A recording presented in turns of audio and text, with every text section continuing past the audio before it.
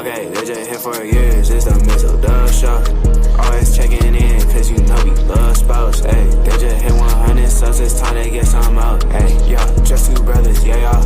Come tune in, they got guests, they got others, yeah, y'all. Press it in chat, they got talks like no others, yeah, y'all. Cause it's a family up in here, we love each other, yeah, y'all. Let's see what they say tonight, yeah. It's the Mizzle show, yeah, the Mizzle show, yeah, Mizzle show, yeah, the Mizzle show. It's the Mizzle show, yeah, the Mizzle show, yeah, Mizzle show, yeah, the Mizzle show.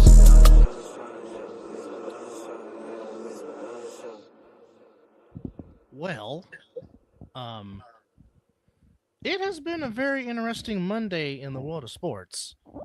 That's Just saying it as lightly. just as the party is continuing in one Bloomington, Indiana, and perhaps the whole entire doggone state of Indiana. Um, but the NFL still manages to find its way to work its way into the news. Always does. Never and a dull moment. no.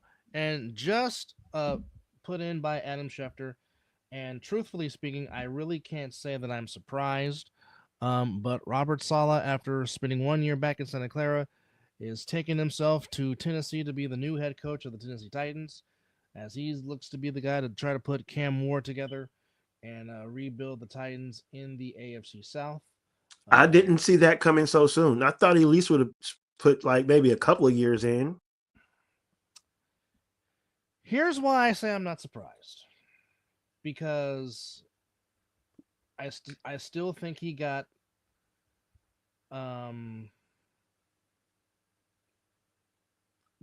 still think he got the bad shaft in it's the Jets. And again, not throwing shade on Jets fans, but your organization's horrible. Yeah. It just is. Yeah. And that defense played hard, but you gave him crappy quarterback situations. I mean, you try with Rodgers. Rodgers gets hurt. Rodgers comes back. Not the same. You did everything to make Rodgers comfortable. He just didn't play well. So yeah. Now he's going. Well, his first year didn't start off too good. So, and plus he was coming off that injury. Yeah. Just wasn't the right fit. So you're going to Tennessee. And I don't care. Jed York, you're not going to be able to match whatever Tennessee is going to pay him. So no. He's just as good as gone. Now, if I am Santa Clara, and I'm not, here's the thing. If you're going to go from in-house, then you promote Gus Bradley right now to defensive coordinator, because people forget Robert Saleh learned this defense under Gus Bradley, who was the defensive coordinator in Seattle when Seattle went to back-to-back Super Bowls. Robert Saleh was a part of that coaching staff. For those that don't know their history, Gus Bradley has been a defensive coordinator for a long time, has been a very good DC for a long time, has had some good defenses over the years. But the defense that the Niners run now, Gus Bradley was the architect when Saleh was under him under Seattle. If you're going to go in-house, that's what I would do. Yeah. Well, if you're going to go outside the box, yes, they're good DCs. I don't know how I would feel, but more than likely because there is some tides there between the two, because they were on the same coaching staff with the Redskins. It would not surprise me if Kyle reaches out to Raheem Morris and Raheem Morris becomes the Niners' defensive coordinator. That I can see making sense because, again, of their past ties together, being on the same staff under Mike. I can see that. That would make sense. Okay. I know some fans. Okay, anybody of their fan base would love to have Brian Flores as their DC. Absolutely. I'll put that out there too. Absolutely. If I'm just going off three off the top of my head right now, if you're gonna go in-house, promote Gus Bradley right now. Or if Kyle wants to talk to us about Raheem Morris, I'm okay with that. Of course, I definitely will be okay with Brian Flores. If some people throw out there Sean McDermott, I don't know, which that is still very shocking to me that Sean McDermott is out of a job. That did not see that one coming at all either. After 9 years. So the Bills will have a new face as they go into their new stadium this year, as Sean McDermott is fired after 9 years after the Bills' latest loss. And we'll talk more into Sean Dermott, but Cam Newton. Uh-oh. I guess they'll just let anybody in the media nowadays. Uh-oh. But What do you say now? there was a snippet in First Take, and he was basically saying, "Well, blame Josh Allen for Sean McDermott getting fired." Oh yeah, I did see that comment. I didn't read the whole article because I'm But like, at the forefront, then should we be getting on Lamar Jackson for getting John Harbaugh fired in Baltimore? uh-oh. But we won't say that though, right? Now again, That's a good point. That is a very good point. let me be perfectly clear. And let me be perfectly clear on this, our show. We are not racist by any sleight of the imagination by any means. No, not Hell, at all. I'm not even a full race. I'm two halves. I'm not even a whole. However, if you're going to get one, get all. Yep. Be fair.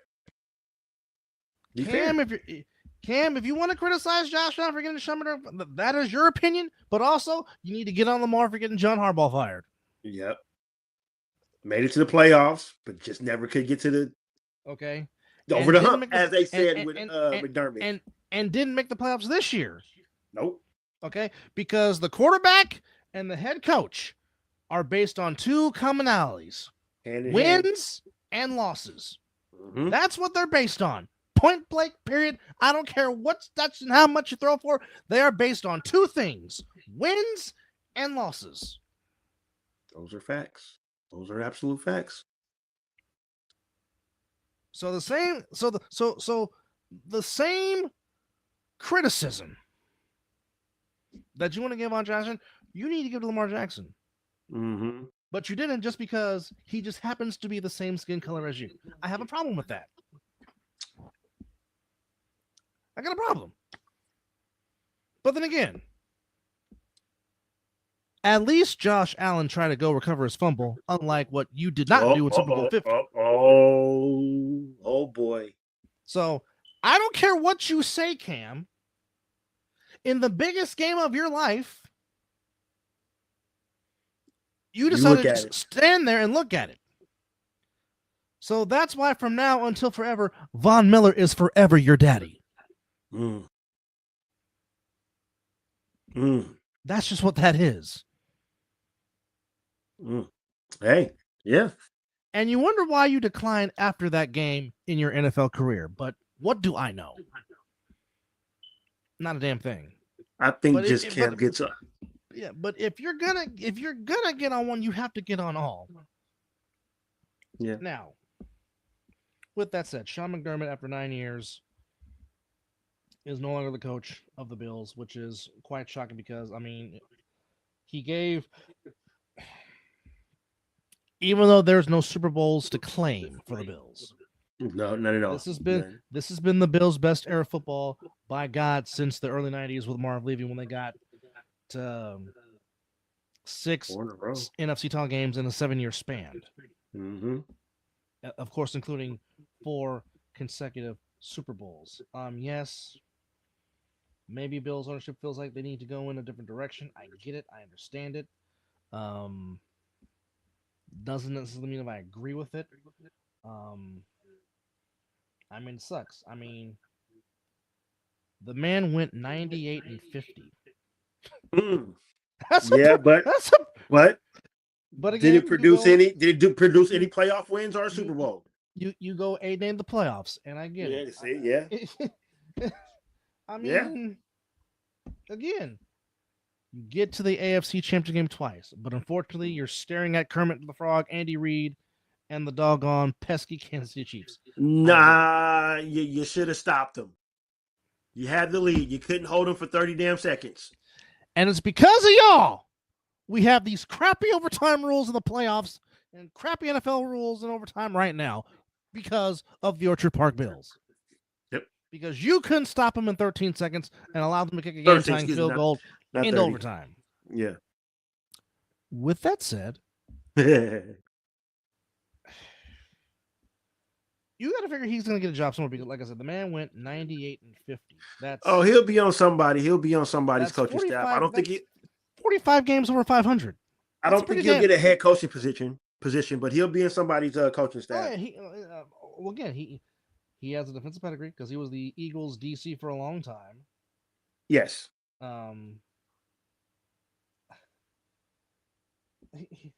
Here's the irony. And just check this out. In a 7-year span, the Bills twice are up there with wins and failing to make a Super Bowl appearance. That other 7-year span covers the 1999 through 2005 Indianapolis Colts, and we're talking about Peyton Manning in the height of his powers. They had 80 wins. The Ravens from 2018 to 2024, 81 wins. Ooh. Bills and the Bills twice from 18 and 24 with 84 wins, and the Bills from 2019 to this past season, 91 wins. Brandon, maybe he feels like he can turn around Cam Ward. I don't know, but I said, go ahead. Think about that division he's in. Exactly.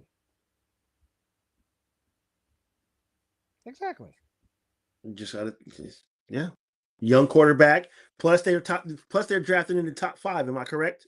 Yes, they are. That can do that too. Also, Brandon, and I said this the minute he came back. I said, don't be shocked if he's gone at the end of the year. If he does a good job, he's going to get off. He's going to get interviews. He's going to get interviews. Yeah. I mean, especially what he did with the makeshift roster you had with the injury. So that right there, that alone to get him a few looks. Hell, we tried to pay him to be the highest defensive coordinator, but he decided to go take the coordinator position back with the Niners. So he went. I mean, he went for well. Saleh did this out of hate for the Jags. Okay. Kevin, you're right. It looks that way. That what is about 10 head coaching positions? Okay, so right now you have obviously the Raiders. Three spots have already been filled. Yeah, which the Dolphins just announced their head coach, which is former Packers assistant Jeff Haley, I believe is his name. I could be wrong, but I'm looking that up. Hold on. So just give me Halfley. It's Halfley. Halfley. Okay. Saleh hates Liam Cohen. Liam Cohen was in Tampa Bay. Yeah. How was that possible? They have nothing. So I got the first name right. So it is Jeff Halfley. Thank you. Halfley. Yeah. Being promoted from Packers DC to the Miami Dolphins head coach. And he's 46. So he has been given rather young. He's been given a 5-year deal. Oh. To try and turn around the Dolphins. So Matt LaFleur will be needing a new DC. So there's that. Lions are going to hire former Cardinals offensive coordinator Drew Petzing. I don't know about that one. I don't know about that one.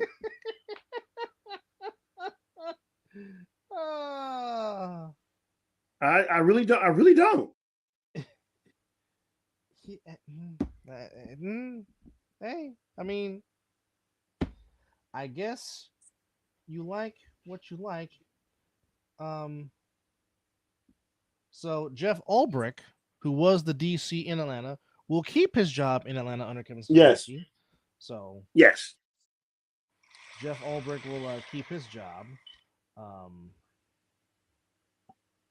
So that's good for him. Unfortunately for the Seahawks, all the low will be on Kenneth Walker III as Zach Charbonnet is out for the rest of the playoffs with a knee injury. Yeah. And officially, it's been told it's a torn ACL. Officially. So Charbonnet went down in the second quarter of the Niners getting molested by the Seahawks, 41-6 in the divisional round. So like I said, the Seahawks did not miss a beat because Well, there's a little bit of talent on Tennessee. Not much, but there was a little bit more than he had when he went to the Jets. Yes. And plus, like I said, we got a quarterback. Give Cam Ward some targets. You got a quarterback. He there's a little bit more in the cupboard in Tennessee than there is in East Rutherford. Now, absolutely. And plus, like I said, you're playing in a division where it changes division winners like underwear. Last year was the Texans. This year was the Jags. It could have been the Colts if Daniel Jones didn't get hurt. We don't know. So I mean, again, it can be a toss up. Going from a tough division in the AFC East where the Bills and now apparently the Patriots are back now, where that was going to be tough to overthrow those guys. Yeah, you can go from worst to first in the AFC South in a span of 2 seasons. It can happen. Yeah, especially in that division. And that's not disrespecting that division. I'm just saying the AFC doesn't have a stronghold like the AFC South does not have a stronghold like the AFC East has, or the NFC West.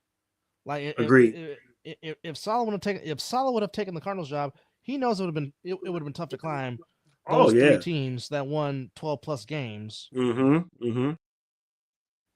Now, Brandon, I expect you to say that as a fan of a rival in that division. I expect you to say that. So I can understand you saying that the Titans can't. I get that. Well, of course you're going to say that. You're a Texans fan. Well, first off, they can, but CJ Stroud has to come back and have a come to Jesus. Well, that's why you play the game, Brandon. We can sit here and say all this at the third. You don't know until next season. Yes, you went further than the Jaguars. The Jags were one and done. True enough. You guys should have beaten the Patriots yesterday because Will Anderson did everything in his God-given ability to single-handedly win that game for the Texans. It's just C.J. Stroud was in a given freaking mood. It's not necessarily that the Patriots outplayed them, albeit, yes, the Patriots won by 12 points because at the end of the day, it's who scored the most points. But 5 turnovers about one player. It's not like the Patriots clearly outplayed the Texans. It's just the Texans could not hold on to the doggone ball, and C.J. Stroud was throwing to wide open Patriots. Especially Mr. Jones, number 25. He was C.J. Stroud's best receiver. His completion ratio was great for the other team.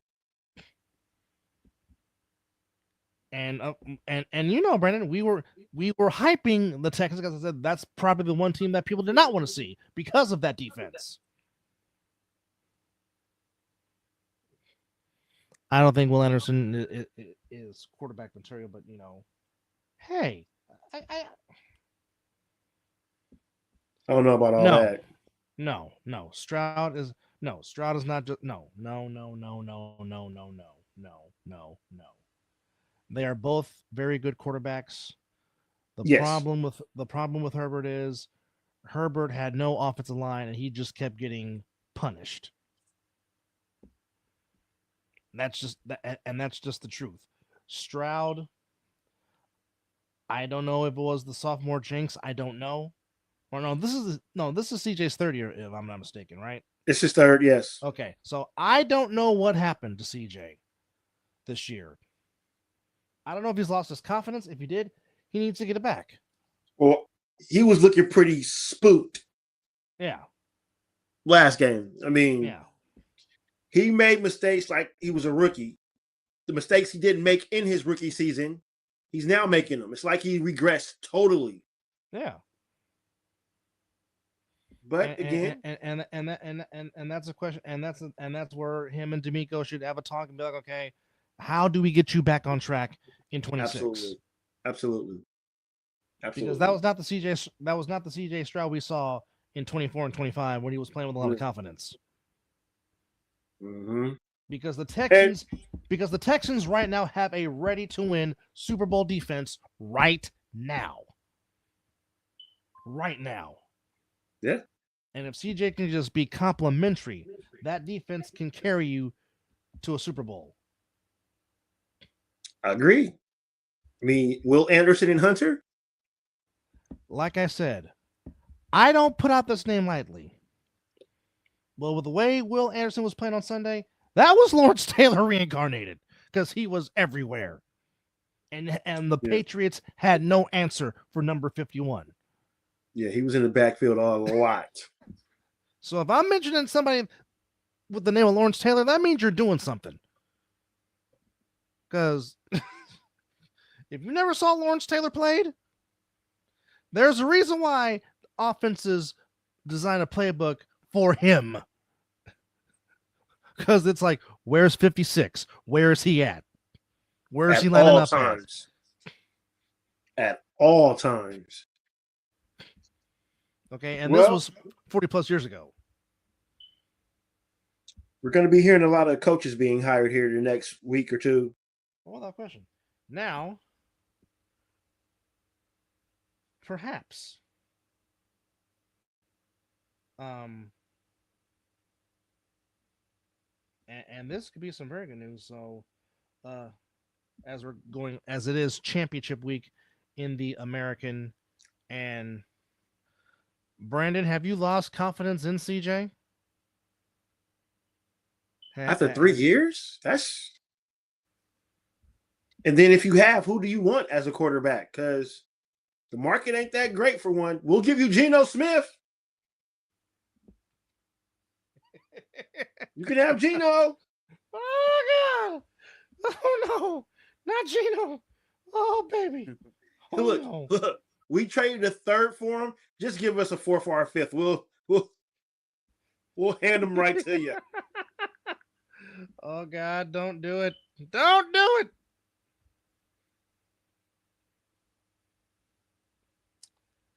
Well, he's apparently welcome back. He says he will welcome coming back to Pittsburgh.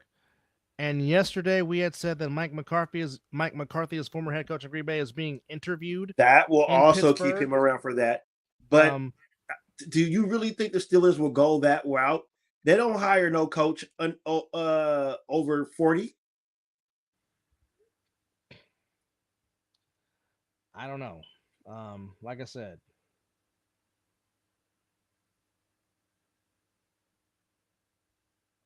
Okay, well, first off, if Warren Moon is mentoring you and you're not listening, something's wrong with you.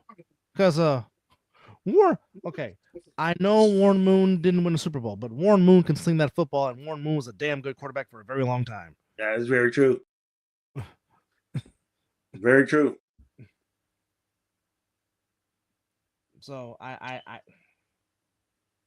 don't know. I think if the Steelers do hire McCarthy, I think Aaron Rodgers sticks around. I think if they go a different route, he may not return because he probably doesn't want to deal with a young coach, per se. Well, first off, Warren Moon is a forever Oiler at heart, but he's also a West Coast You got a lot guy. of hate in your heart today, man. He's a West Coast guy. Warren Moon is from the Pacific Northwest. He's from LA. He was born and raised in LA, made his career at Washington, and was a CFL Grey Cup champion. He does not like if he's mentoring CJ Stroud, doesn't mean he has to like the Texans. He's mentoring him.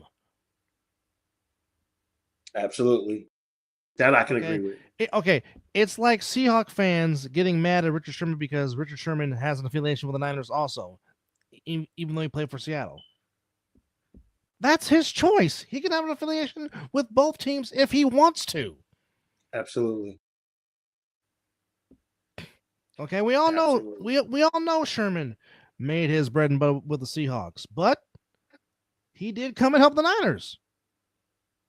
And I know some people, and a lot of people. Well, maybe there's a reason deeper of why he doesn't like.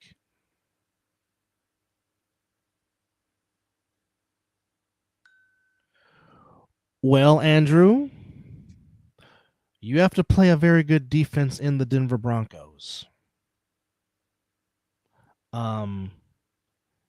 And you don't know what kind of motivation Jared Stidham has. He could come out and play the game of his life. You forget.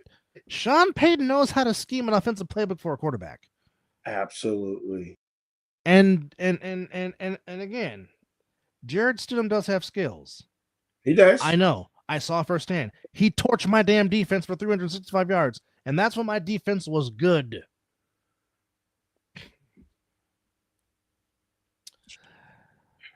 Well, you better be Andrew. I'll say this, Andrew. You better be thankful. You better be thankful that C.J. Stroud was in a giving mood because y'all could not stop Will Anderson on Sunday. Absolutely. And if Cooper and Bonito get loose, Drake May is going to be on his ass on Sunday. And I wouldn't consider Stidham a bum. I mean, he knows his role as a backup quarterback, but when he has his opportunity, I wouldn't be shocked if he has a decent game. I wouldn't be shocked. Especially if the running game gets going. And he has two fantastic receivers as well. And where is James Richard Garoppolo now, backing up Matthew Stafford and Inglewood? Absolutely. Okay, I'm pretty sure Jared Stidham was not throwing medicine balls or help ball or hospital balls like James Richard Garoppolo was. Somebody murdered. All I'm saying is you better be thankful that C.J. Stroud was in a giving mood to your defense, because, like I said, you had no answer for Daniil Hunter, you had no answer for Will Anderson.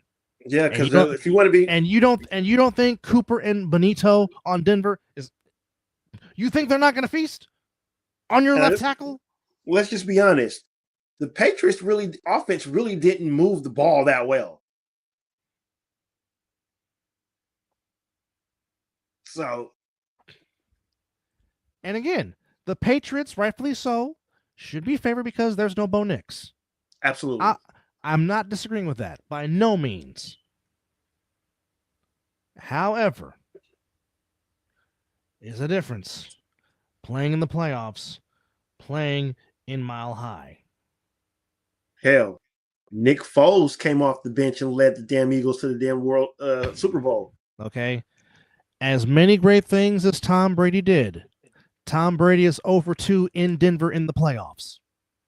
Andrew, I think we figured that out. That's why I said the Patriot wasn't moving the ball that well on the Texas defense. I think we grasped that you are a Patriots fan. So, but I do agree with you. F the Broncos. So let's not forget that Brady had struggles in Denver in his career, as he did in Miami. It seems most teams sometimes have struggles in there, except unless they're the Baltimore Ravens. Yeah. But, however, I think it's gonna be a dogfight. I agree. I don't think it's going to be a high scoring game between the Patriots and the Broncos in the AFC title game, for certain. I think it's going to come down who makes the least of mistakes and who can take on the ball. But some good. Well, I believe the Broncos will be making mistakes because Stidham's probably going to make that one read that it's not. They're going to throw all kind of designs at him.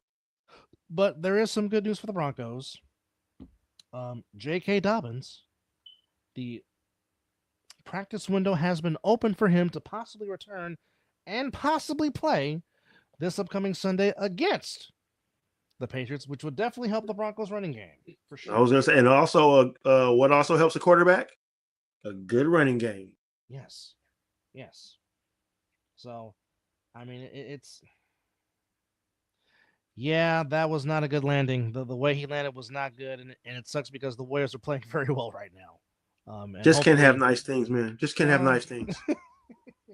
But on a side note, post-healed pods were outstanding tonight for the Warriors as they thrashed Miami. And Miami's a very good team. Mm-hmm. And they thrashed them 135-112. And we'll talk about that momentarily as we are talking about Championship Sunday upcoming. But I will say that it will be interesting to say Yeah, Brandon, that's true. that Is true. true. It is definitely not a good sports night in the city of Miami, Florida. That's for sure. Yeah, man. Wait, the Sharks beat the Panthers. Not only beat them, the Sharks swept the season series. What? From Midnight Squirrel. What are you talking about? Yeah, I ain't got no update on that. Yeah, because every sports alert that I got right now will be going off right now. Absolutely.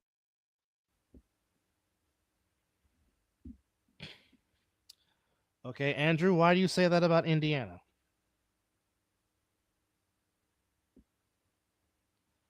Okay, it is not April the 1st. Yeah, we're not going to be speaking death on anybody that's not dead.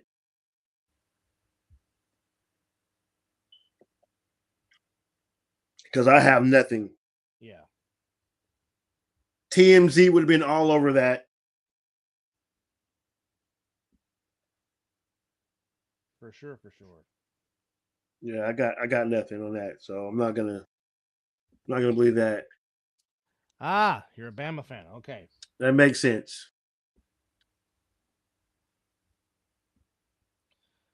Well, Kevin, that's why they have, in a sense, Defensive Player of the Year.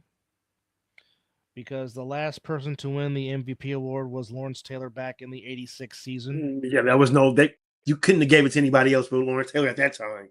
Yeah. Now I do agree that. Okay, thank you for saying that, Midnight. Yeah, that's because I mean that's just rough. Joe Rogan. Joe what Rogan? The heck?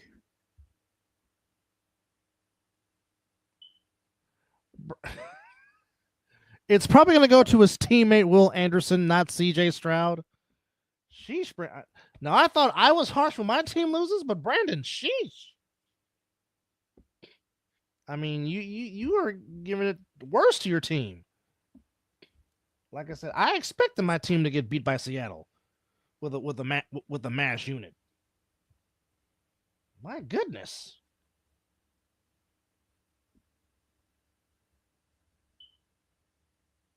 Yeah, nothing on Joe Rogan either.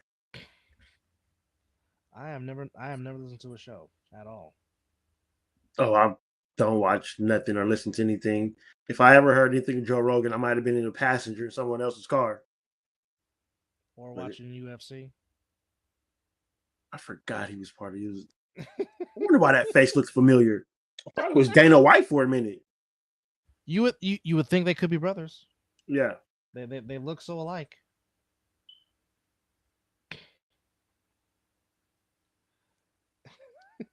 Oh my goodness. Okay. I mean, he can't wear nothing. Does he have to? Okay. I don't get mad at Wardell if Wardell wears a Carolina Panthers jersey because he's a Carolina Panthers fan. He's from Charlotte, North Carolina. Okay. Anything else? Yes, Curry does support the Sharks. He does support the Giants. But in the NFL, he's a Panthers fan. I get it. I understand it. I'm not mad. I mean, heck, when the Super Bowl was out here in 10 years ago, when the Panthers went, he banged the drum for the Panthers. He's a North Carolina kid. Mm-hmm. Okay, I mean, people got mad when LeBron doesn't support the Browns. LeBron's a doggone Cowboys fan.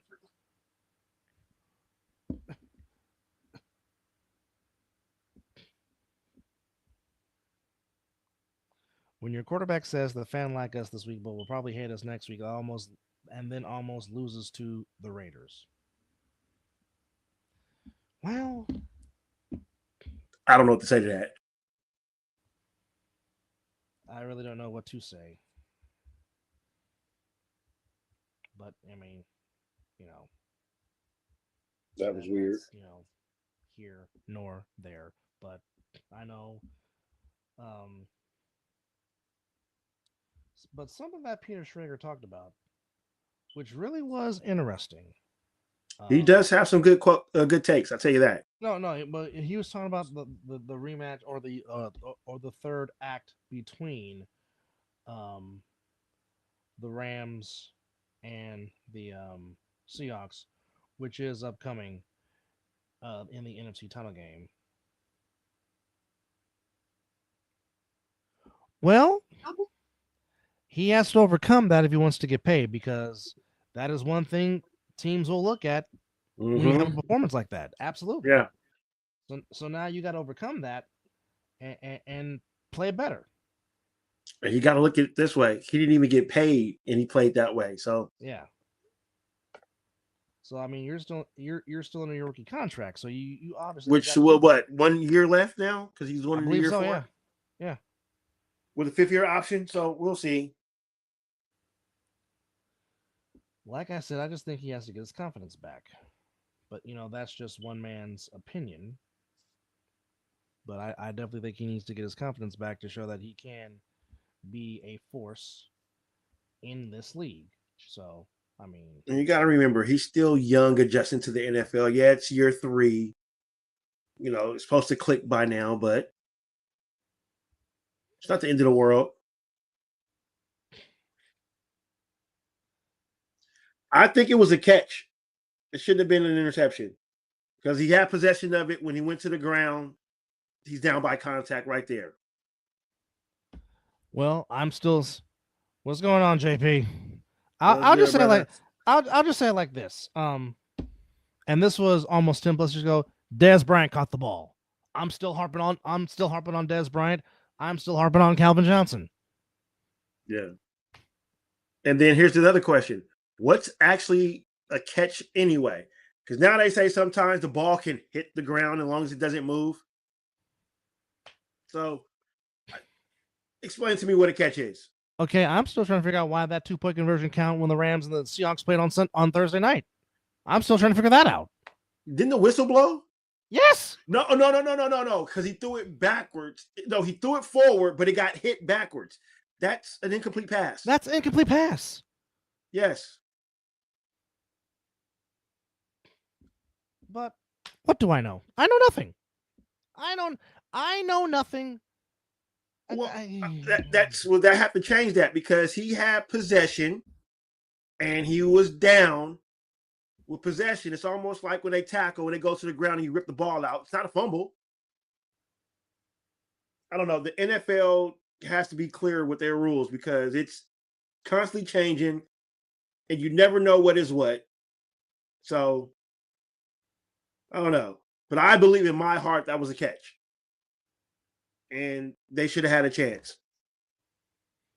Definitely should have been. But that's why I'm sitting here doing the show with my brother and not doing anything NFL-wise. No. I mean, we just, call it as we see it. But yeah, that's here. And even some of the commentators said that was a catch. So there's that. But going back to my point that Peter Schrager made, which was a very, very good point, which is one reason I am unfortunately sliding towards picking them in this NFC title game. But he made a very valid point because when they played each other back on December the 18th on Thursday night, in that fantastic 1-point win by the Seahawks, what people don't realize in that game, the Rams put up 581 total yards against that defense. Damn. 581 yards. Okay. Stafford himself put up 457 yards on that defense and did not turn the ball over. Puka Nacua. Didn't he have over 20 yards? 20 yards receiving? Catches for 225 yards and 2 touchdowns.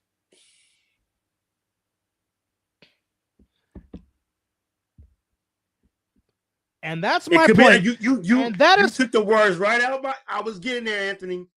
I was sure getting there. Mr. Gaglione, my good friend, my buddy, stole the thunder.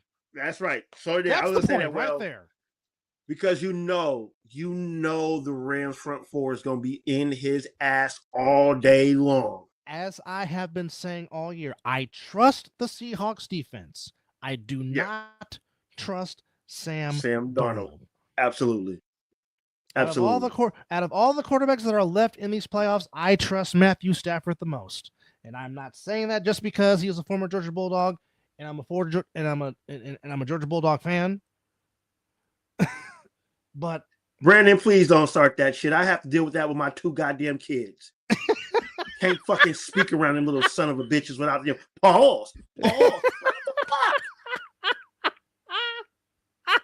It's my goddamn show. I say what the fuck I want to say, damn it. And that's and Brandon, that's a fair take too. You yes. Well, yeah. I used to say that about my defense. I trust my defense. I don't trust Jimmy Garoppolo. That's a I don't know how Jimmy Garoppolo still got a job. Because he looks good. That's the only reason. That's the only reason I can come up with. Looking good don't win games. Shit. No, it does not. But yeah, apparently it brings female fans to football, I guess. I don't know. Oh, hell. No, Taylor Swift is doing a good job with that herself. Probably. I'm sure they will. There'll be some defensive players that the Niners don't retain. They'll follow Salah. Yeah. Just like some of them did when he went to New York. Yeah. I mean, East Rutherford. It's if you go where it's comfortable and you know your coach.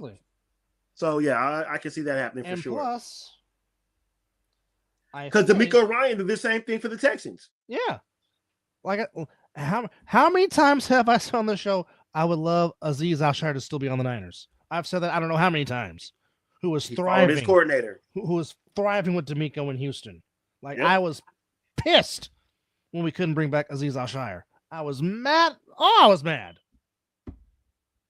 And unfortunately, that's why I say if you have a window, you've got to take advantage of it because again, with the way free agency is today, your window is perhaps no more than 3 years, 4 at the most, if that.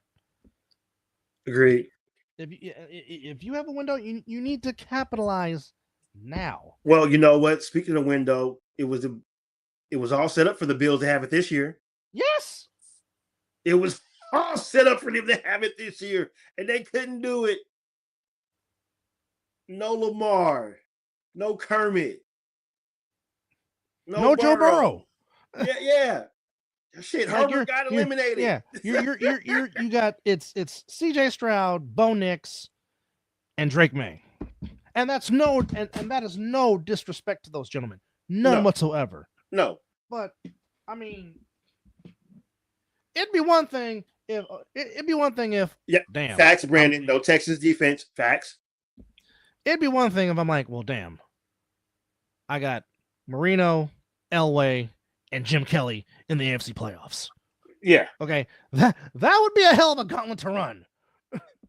But that's when you hitting the shit. Exactly. Like you're pressing the panic button.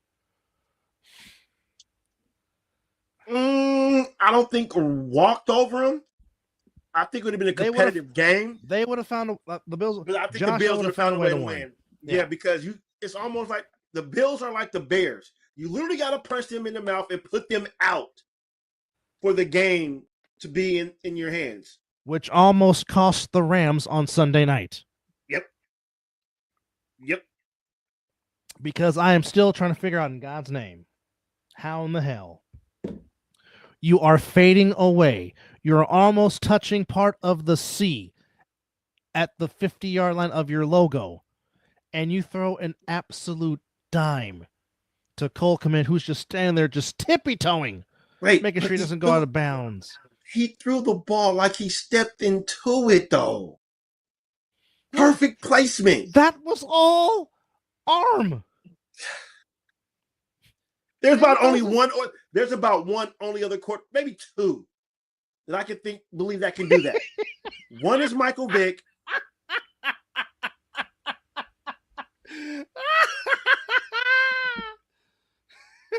Wow.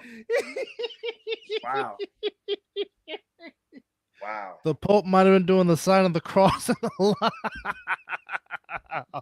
Oh, that's hang a star on that baby.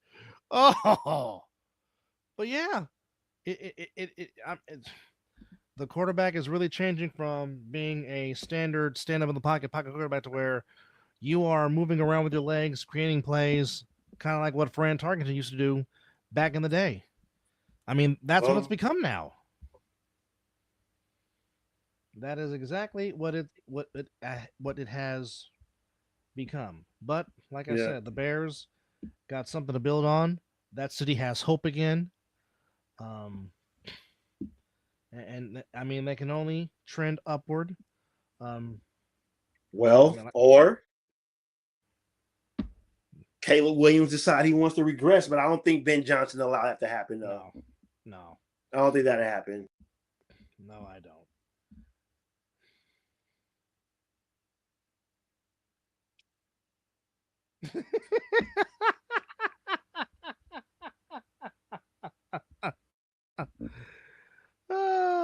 That's exactly what I just said there, Ninja Turtle.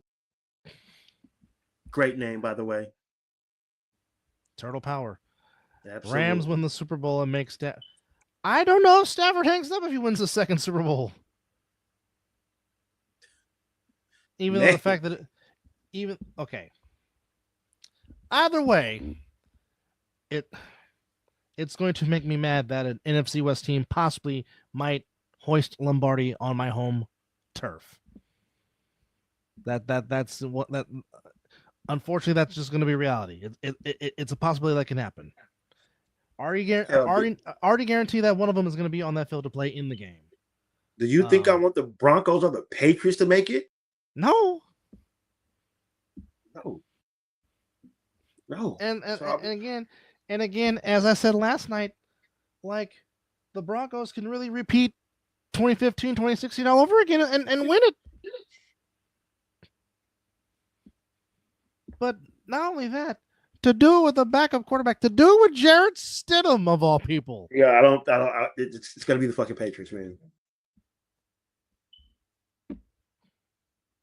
I don't want to see the Patriots back in the damn Super Bowl. I believe whoever comes out the NFC, they're the Super Bowl winners. I agree. And an NFC team it will be an NFC team. Yeah. It's just. I know. Who can I? Well, I guess we will find out Sunday at 12 noon, my guy. Well, guess what? We're going to see how much of a quarterback coach that he really is. Yeah. We're going to see what he dials up. Well, the defense alone will make it competitive because, again, like I said, absolutely, I don't think the Patriots will be moving the ball up and down the field on this Broncos defense because, like I said, they had no answer for Daniil Hunter and Will Anderson Jr.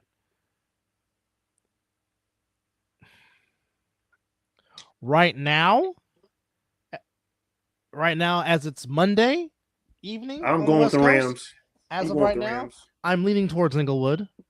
Yeah, because I despise the Seahawks more, even though I can't stand Los Angeles sports teams. But the Seahawks I despise more. But again, this is Mike McDonald's first go around in an NFC title game.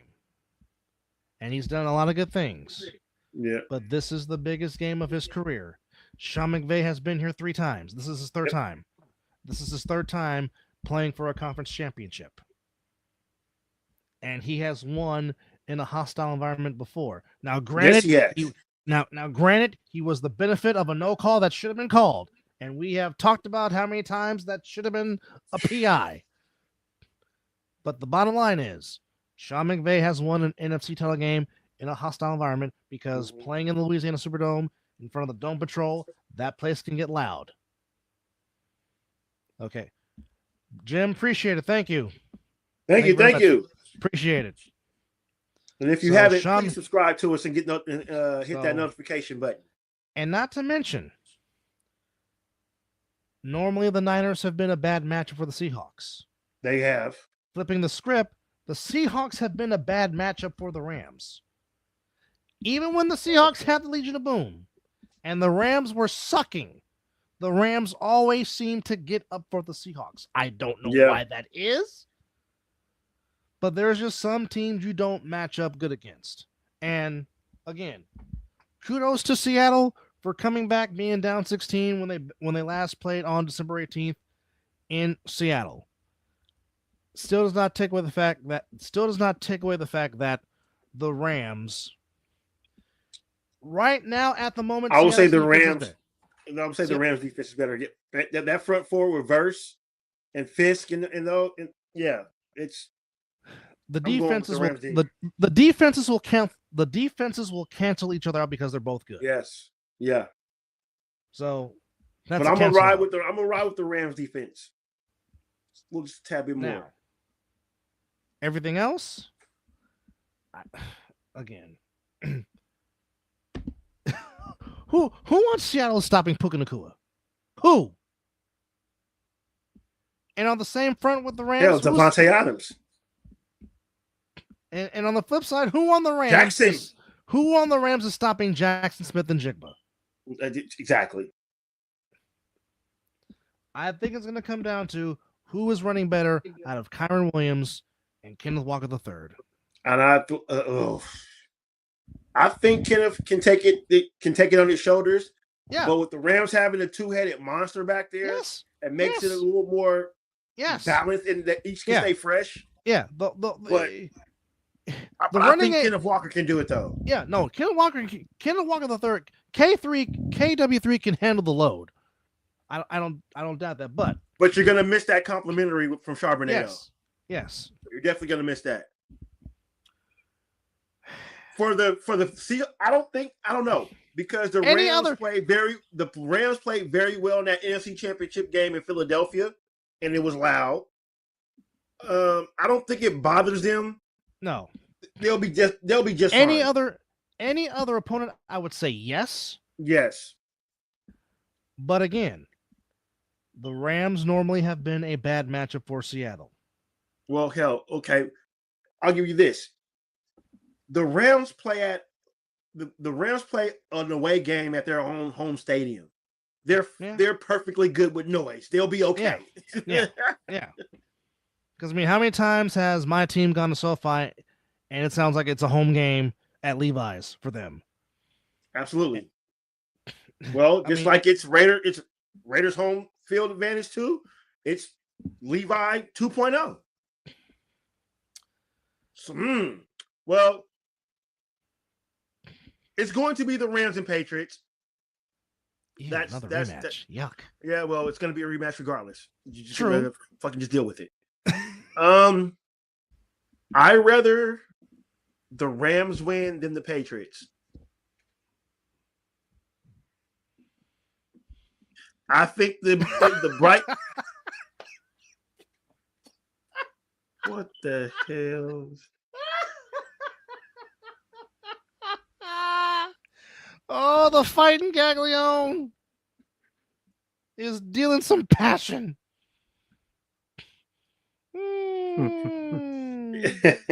Yeah, I got the Rams winning, taking it, and this was not my Super Bowl prediction when we did our prediction show.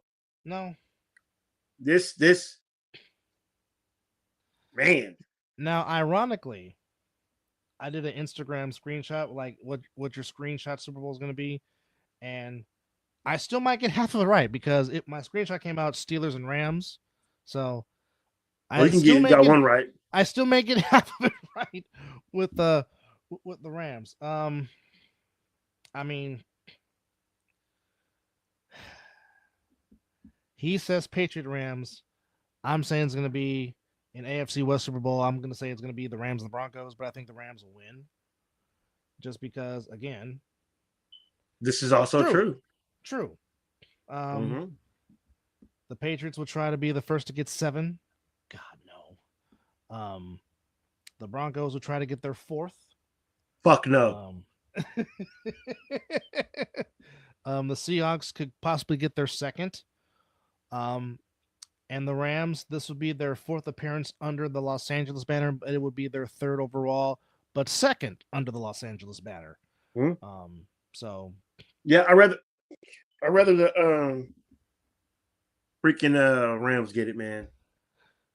Like I said, I'm riding my Georgia Bulldog because, like I said, I'm a Stafford guy all the way through. Stidham's not bad. Like I said, but he's not. I get what everyone is saying. He's not that quarterback,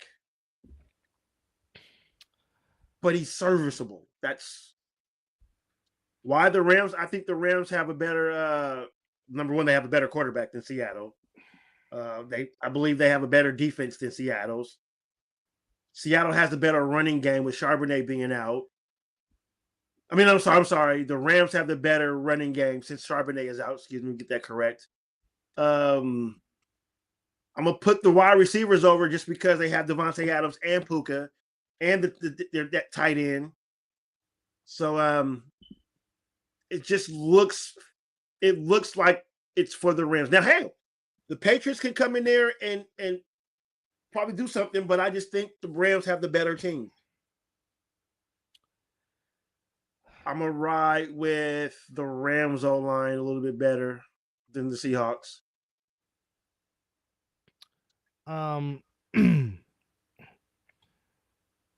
Basically, what it all points down to is the Rams have the best quarterback remaining in the playoffs. And what's the most important position in football? What's the most important position in football? The quarterback. And besides the center, the quarterback touches the ball the most. And the Rams have the best quarterback remaining in these playoffs. It's as simple as I don't trust Sam Darnold. I don't trust Sam Darnold. And like Anthony said earlier, he has not had that Sam Darnold game. Yeah. He hasn't had no defenses had to put the game. Okay. I'm not doing this shit again. I will say that comment out here. I was exactly. He has yet to prove himself. He's only thrown. Yeah.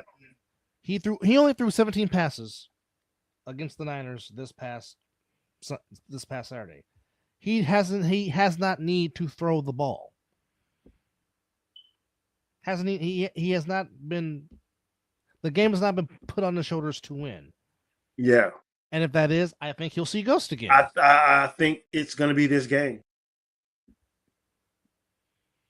Because again, if Young and Verse and Fisk, and if those guys are getting to the quarterback, that's going to be a big thing. Or if Kenneth Walker III is not running the ball effectively, and the ball has to be put in Sam Darnold's hands, I don't know if Sam Darnold can deliver. Now, don't get me wrong. Sam Darnold has all the arm talent in the world. The man can sling the football without question.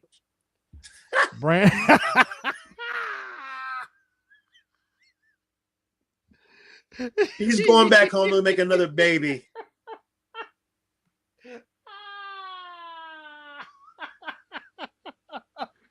Super Bowl score. Okay, I got this one. If it's the Rams and Patriots, I'm going to say 27-24 Rams. Walk-off field goal.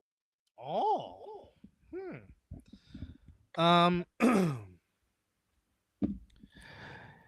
If it ends up being Broncos Rams, I'll say Rams 28-17.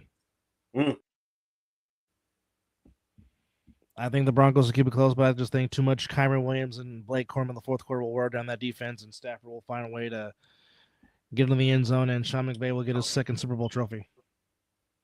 Not a bad score. I don't see Stidham beat the Patriots, man. I don't see that happen.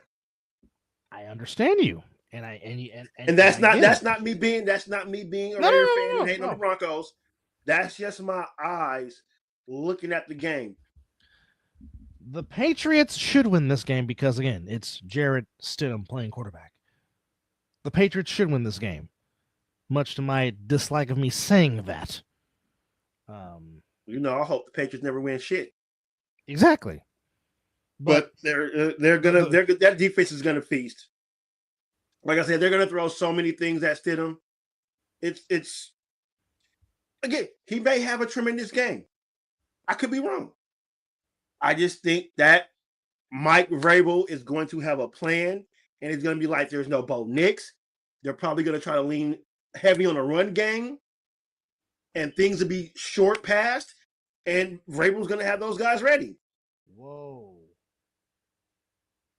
Wait a minute. Breaking news? No. I don't think so. I don't think there'll be no records broken. Oh,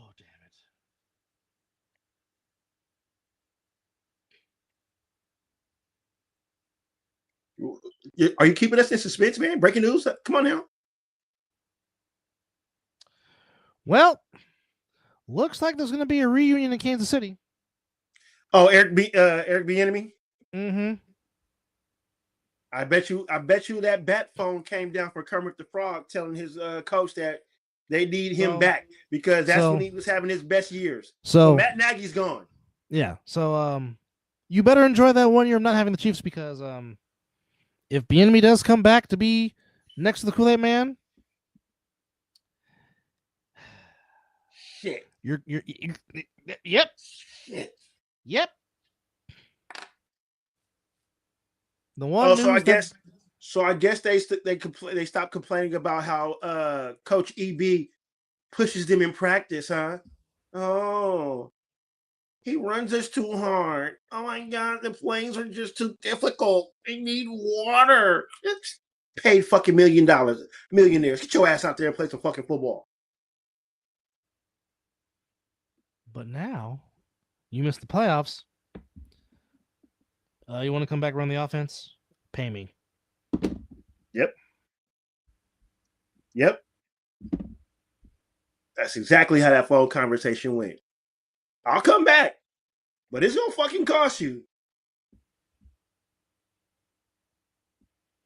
Now we can tag team on the scheme, but I'm calling the plays. God dang it! They cut Nagy hella quick.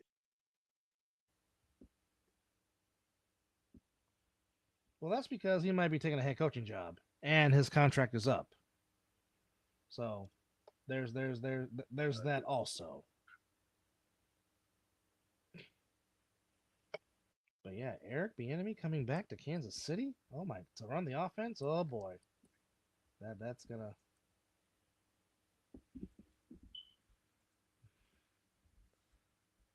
Yeah.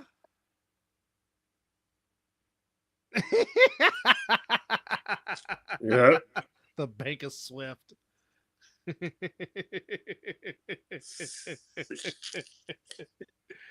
Oh, that's great. Oh, as always, his internet decides to take a shit every once in a while. Let's see, what does Anthony have to say here? He says, Nagy doesn't know how to call plays. What team will he ruin next? Well, it seems like he might be having a head coaching job because he's been interviewing for a few head coaching positions. So that'd be interesting to see. And then we have here, what we got here? Oh, excuse me. Let's see, we got Steeler fan. Mahomes won't ever win a playoff game again.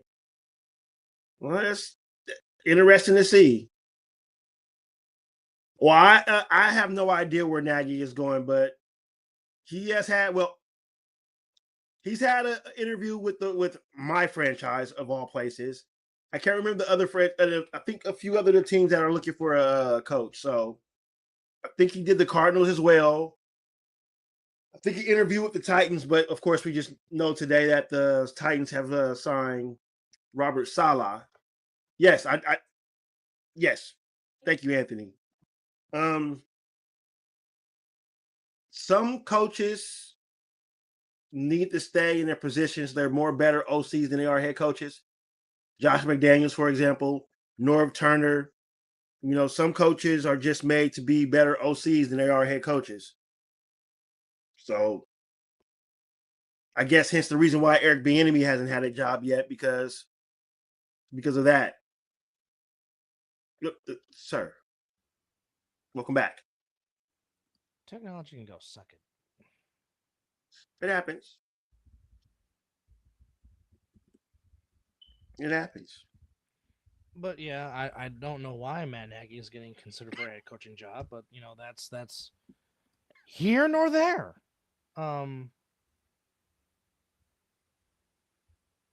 Well, he was not. Here's what people don't understand. Okay. He wants to be a head coach. Saleh wants to be a head coach as he gets booted again. But Saleh wants to be a head coach. That's his goal. He just came back to see what he can do with the Niners one more time. So I don't think the goal was for him to stay there fully. I'm just shocked he was one and done. I thought maybe like two seasons, maybe he'll stick around. But yeah, the job that Angelo, that is crazy. That EB has not got. He's been interviewed. Yeah.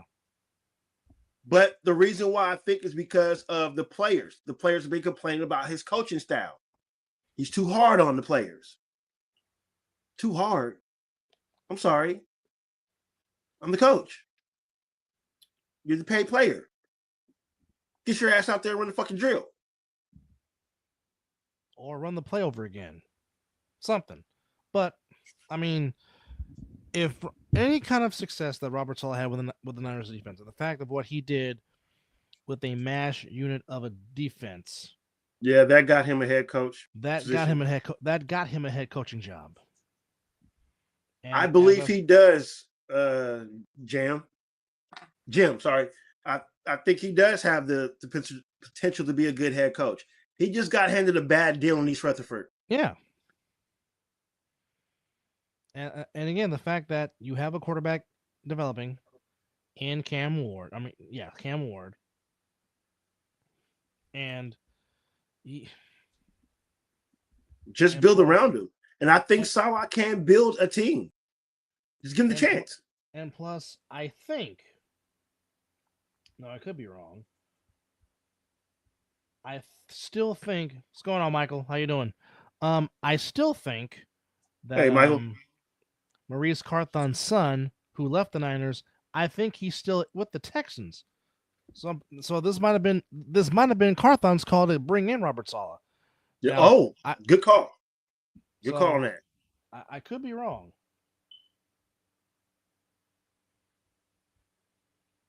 Titans have signed quarterback Aaron Rodgers. Stop it. Stop it. They're gonna ride with the youngster. Cam Ward is not a bad quarterback. He just needs a nice offensive line in front of him. I didn't know Reggie McKenzie was part of the football operations in Tennessee. In Tennessee, yes. Yeah. Interesting. Well, they're gonna have plenty of money here pretty soon. Because Reggie McKenzie knows how to balance the books very well. That he does. He got my organization out of cap casualty. I mean, the reason why we're set the way we are now is because of McKenzie. When he took over with the Raiders, they were in the fucking red, like bad. Hence the reason why there was no good free agent signings. Hell, we didn't even have a draft pick into the third round one year. That's a good question, Jim. And he was trying to pay Khalil Mack until John Gruden cock-blocked it. Mm-hmm. Yep.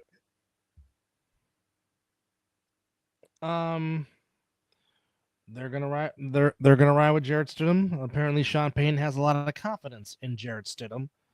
Yeah. I don't know who's going to be the head coach of the Steelers. That is a very good question. And it's rare saying that because the Steelers go every 30 plus years before they do a head coaching search. And each of their coaches have done the same thing. They've walked away, stepped away, didn't get fired. Now here's a name I can throw out there for you.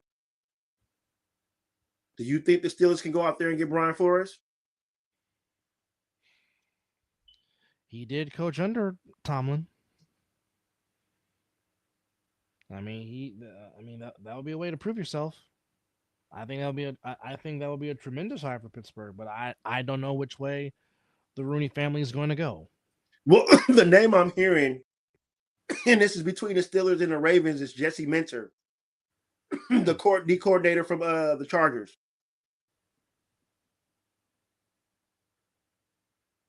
Interesting. And as we have a YouTube comment, Ariel Hopper 3163 said, "Dude sounds drunk, LOL." And who would that be? If you're still watching. Well, I'm not the drinker of the two. I may sound passionate, but not drunk. Well, I think this is from one of our previous shows. Oh. Interesting. Yeah. Says, got here, big pressure.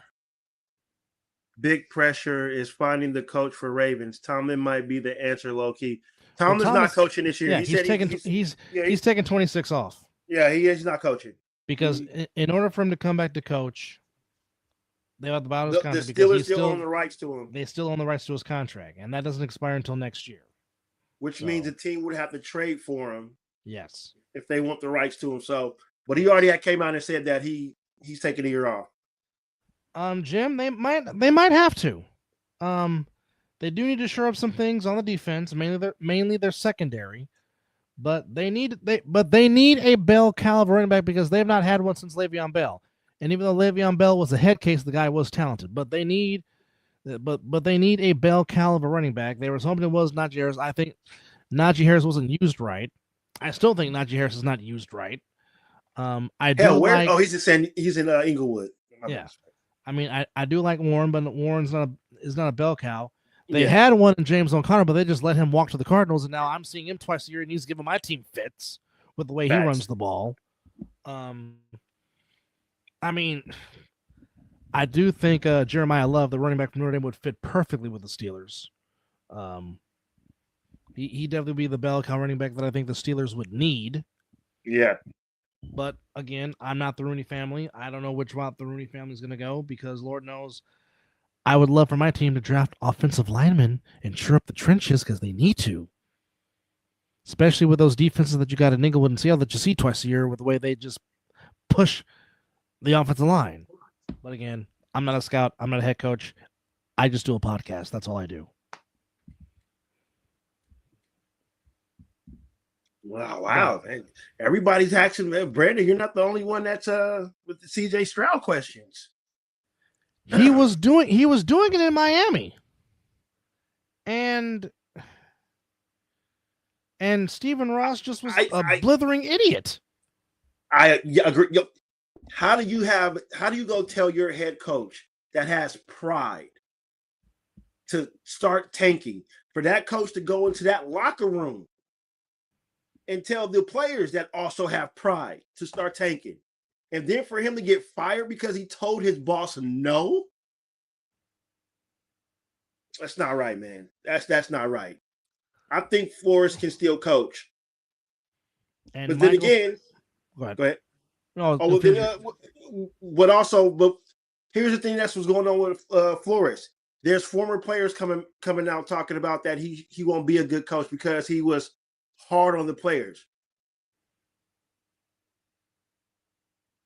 So, boy, y'all better be lucky that Vince Lombardi and John Madden and Chuck Noll and Bill Parcells weren't your damn head coaches. Hell, John Gruden. Yeah, John Gruden would cuss you out in 2 seconds and make you feel like ish. Man, I don't get it. But me personally, he deserves a second chance. Yeah. And if he's a good coach. There's a good franchise to do it, it will be the Steelers. Even though Mizzle wouldn't mind if he did come with the silver and black.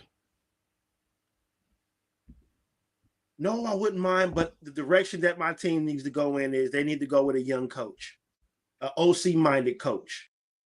especially if we're going to be drafting this young man who had a fantastic game in Indiana versus Miami tonight. That was a great game. Came down to the wire, but yes, it was. Just fantastic game between the Miami Hurricanes and the Indiana Hoosiers. And the one thing that failed the Hurricanes tonight was the fact that Mendoza, Jim, he's going to be the number one overall pick. He should be. And if the Raiders are going with him, I need them to find an OC young coach that's with the times that the NFL is going with. I don't need no Pete Carroll. I don't need no Mike Tomlin, Harbaugh. I need that OC minded that knows how to use the players that he has. And can you imagine Mendoza throwing the ball to Brock Bowers? The back shoulder fade that he was throwing today? Raiders need an O-line as well. If they're going to draft Mendoza, the next thing they need to focus on is protecting him and shoring up that defense a little bit more. But that should be, you got the tight end, you got the running back, get the quarterback, shore up the offensive line, maybe get a vet wide receiver, draft something down the line. But yeah, Mendoza should be a Raider. And the brass was there watching the game today. Matter of fact, Mark was on the field looking at the 6'5", 235 up close and personal. Yeah. He does not look 6'5". No.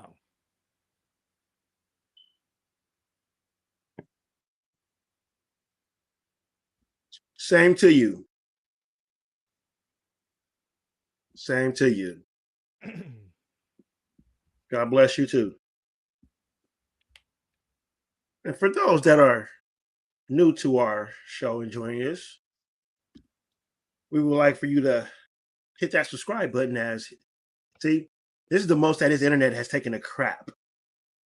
It's funny. It's almost like the old days when we first started on here, when he just keeps going in, his internet breaking. But we also have merchandise. You can get your merch at mizzleanddubshows.myshopify.com. If my brother ever gets back on, he can show the shirts, one of the shirts that we have in our store. And Jim, to answer your question, I wouldn't mind Clint Kubiak, the OC from the Seahawks. I would like for them to interview, which they actually did interview the OC from the Bills, Joe Brady. I wouldn't mind that he's on the Sean McVay staff. It's I can't think of his name right now. It's that name that's hard to pronounce, isn't it? Yeah. Yeah. He's that young man is smart. I seen that they did an interview with him, and he's the never mind. But yes, it's two off the Ram staff that I wouldn't mind. It's a LaFleur and the name I can't say. So somewhere in that realm, I'll be fine with. But they're saying that Jesse, a lot of people want this Jesse Minter guy. Like, why are you trying to pluck from our division? I get it, but no. So basically, you're talking about Nate Shilhassy. Yeah, that sounds about right. Yeah, the Rams passing game coordinator. Yes, him. That young man is smart. And again, he's from the McVay tree, so he'll bring that smart type. He'll put Genty and Mendoza and Bowers in. No, I think Mendoza can play right now. I put him out there now. Let him get it. There's no point of sitting him. Get a decent backup to go with him, just in case shit goes wrong. I will keep Aiden O'Connell. He's still on his rookie deal. So, yeah, I'll let him out there right now. Let him get used to it.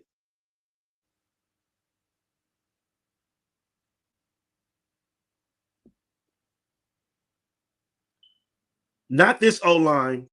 I would hope they would put JPJ back at center, which Pete Carroll dropped the ball on that wholeheartedly. You'll get Colton Miller back. I don't know if they're going to do it Dylan Parham at the left guard position.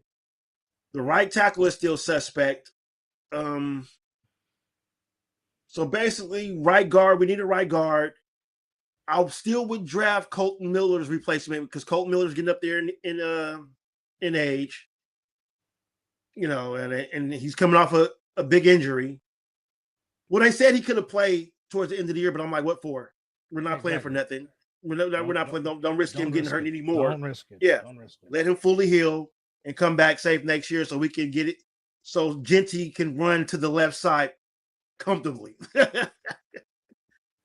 But if I believe Spy Tech is going to do right, because if you notice where Spy Tech comes from, he comes from the Tampa Bay team.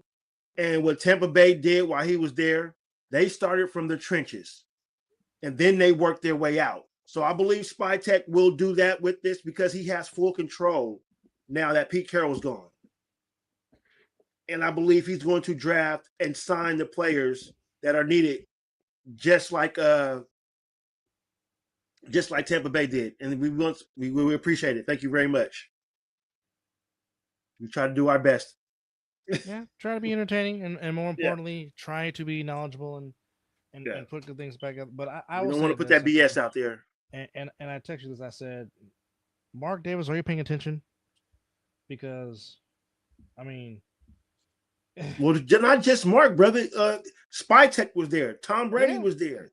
So if this is the brain trust, and this is who you want, find the right coach. You need an OC-minded coach, or if you're going to get a defensive-minded head coach, who is his OC? And he can't be 55 fucking years old and up. Now, granted, his stats were not all that. I mean, he was only 16 to 27 for 186, didn't throw a touchdown, didn't throw an interception. But the fact that he was careful with the ball. Well, Black and Hemby ran the ball very well. They ran for 131 yards. Black ran for 79 yards, averaging 4.6 a carry, and Hemby ran for 60 yards. But the two throws to Charlie Becker, the back shoulder throws. Back shoulder. Both on the money when you got to have it. And again, the touchdown run that he had that he was not going to be denied on fourth down as the head coach of Indiana, who comes from James Madison to Bloomington, Indiana. Keep this in mind, folks. When you think the state of Indiana, the first thing that comes to your mind is basketball. That state eats, sleeps, breathes, lives basketball. Well, in Notre Dame. That too. There is touchdown Jesus in South Bend, Indiana. But with the exception of South Bend, that state breathes basketball. Absolutely. And Bloomington, Indiana bleeds nothing but basketball. Well, and their football program was hungry. Yeah. I mean, just look what 1958 they was outright. I could be wrong on the date, but some there in the 50s. So it was destined. And shout out to Miami. You know, they fought, but just something was on Indiana's side. It was just, man. Now, deep down inside, and as a Florida State Seminole fan, I'm kind of happy they lost, so I don't have to hear this shit.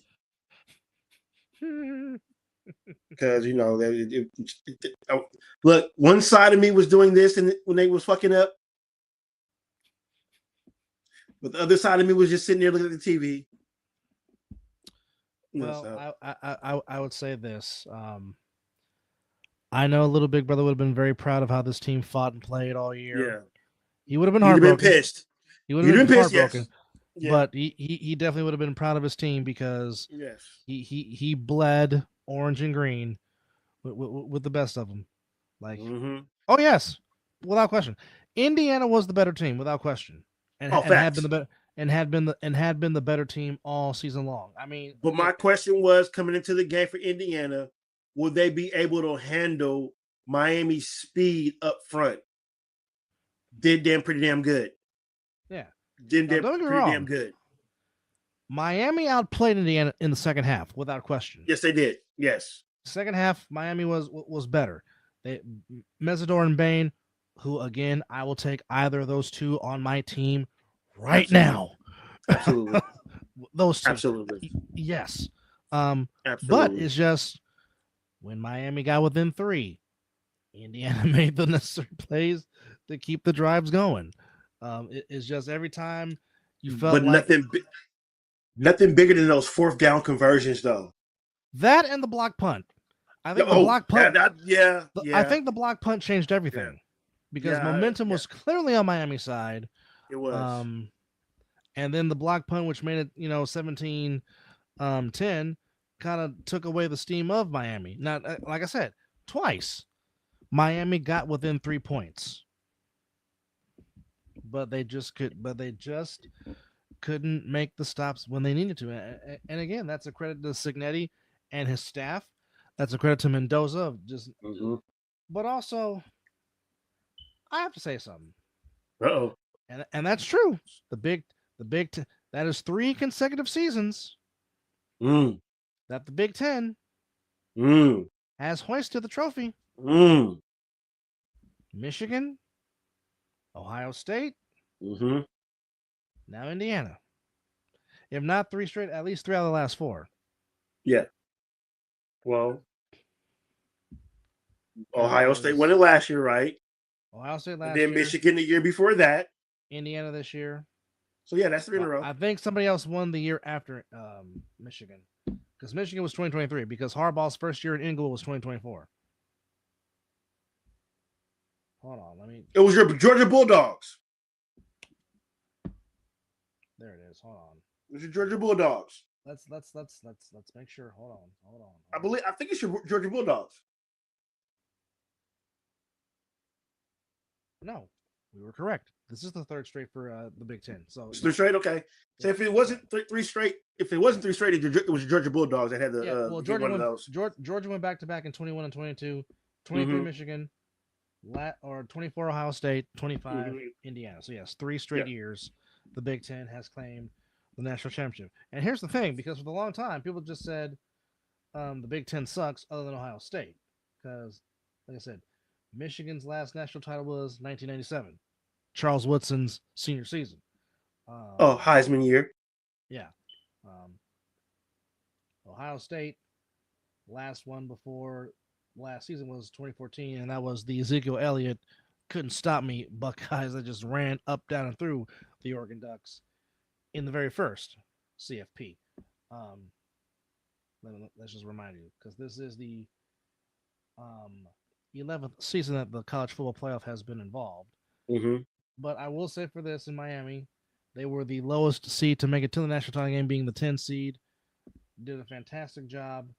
But at the end, it's just Indiana made the more necessary plays that they needed to, again, like I said, known for basketball, known for Robert Knight and Isaiah Thomas and Keith Smart and Calbert Chaney and those guys. Which, by the way, folks,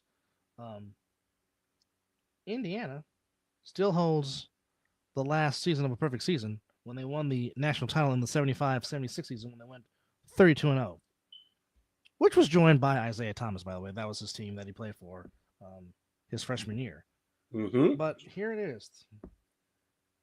An undefeated season for Indiana, 16-0. And winning their first ever college national championship. And now that's only going to be huge in recruiting.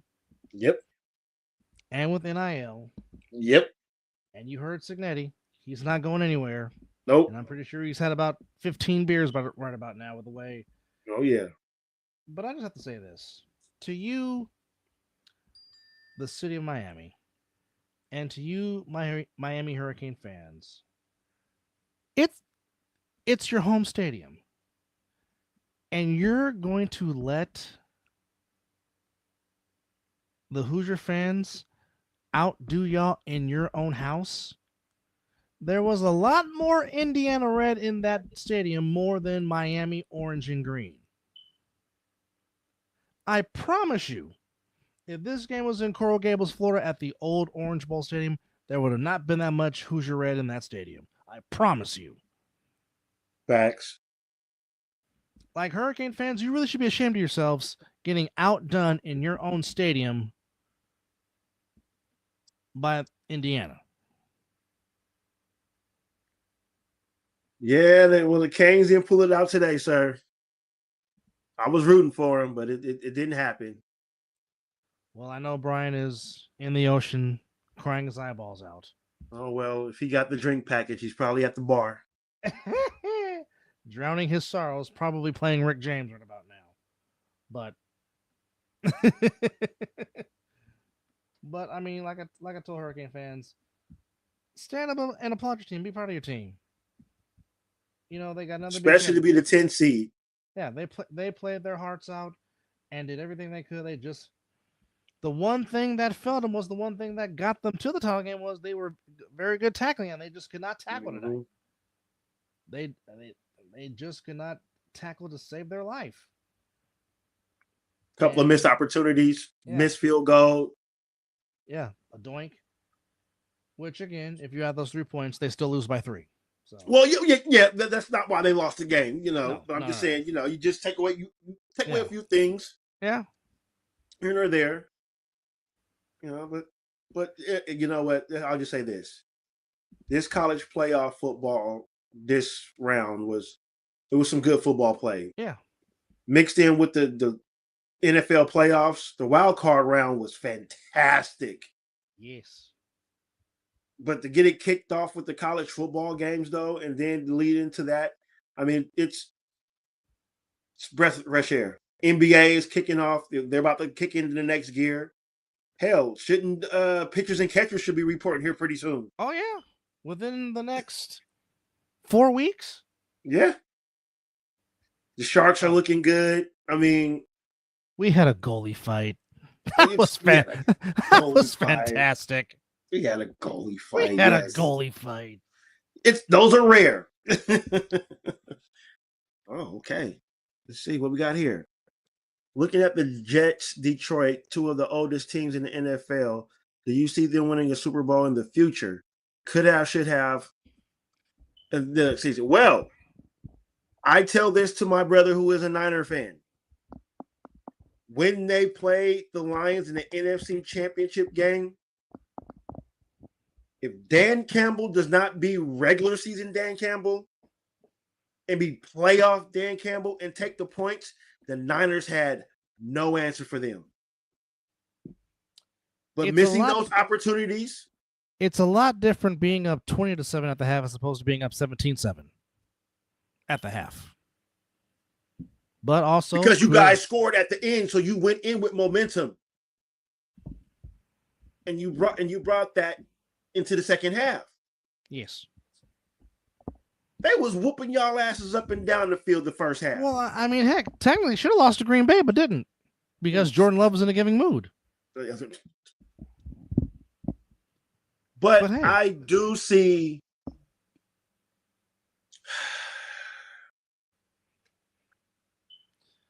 I think Detroit to get there. Now the Jets are just going to jet. Until they get better ownership. Yeah. Until they get better ownership. If someone buys the team from Woody Johnson, they're just going to jet. They're just going to jet. Not saying that Aaron Glenn is not a horrible coach, because I think he will get them relevant. I just don't see the Jets. They're going to jet. Well, Mr. Doncic, since Luka Doncic is your profile photo, I have a Broncos-Rams Super Bowl with the Rams winning, and Mizzle has the Rams being the Patriots in a Super Bowl rematch. Yes. And that hurts me to say because I'm picking a Los Angeles sports team. Yuck. How do you think that makes me feel? Just as bad. I'll be damned if I pick that damn team from Boston.